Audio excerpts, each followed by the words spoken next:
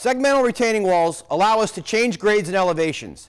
They provide us the ability to increase the footprint of our outdoor living spaces. The most popular segmental retaining wall block is the hand-stackable 1 square foot per block unit. These units are popular because they are efficient and affordable. With the rise in popularity of these walls, we want to take a look at a retaining wall installation. More specifically, identify how these walls work from an overall application and installation perspective.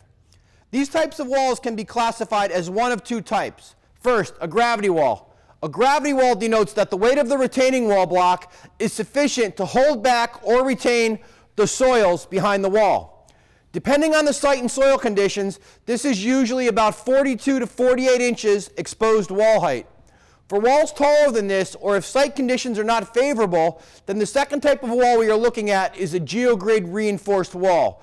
This is the same wall block, we just use some installation methodologies and materials to allow our wall to be built higher or deal with poor soil conditions or surcharges that might be acting on our wall. A Geogrid reinforced retaining wall works by connecting the wall block with the stabilized and retained soils behind the wall. Let's take a closer look at this. Understanding the friction angle is the first step. If you were to view a profile shot of the soil material, it is the maximum angle at which the material can support itself before it slides. In our retaining wall application, everything behind this soil angle is the stabilized soil. The material between our segmental retaining wall block and the stabilized soil is then designated as retained soils.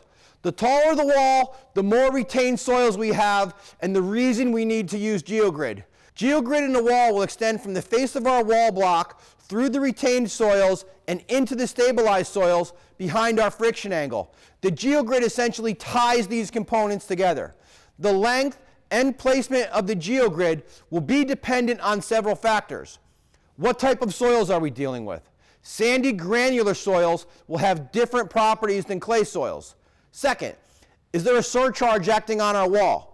An example of a surcharge would be a slope above our wall, vehicular applications above our wall, even other retaining walls above our wall. These must be accounted for because they will affect Geogrid placement and length. Cambridge has both online and in-print Geogrid tables and installation guidelines that you can access. These will give you some typical cross sections based on wall heights, soil parameters, and surcharge loading.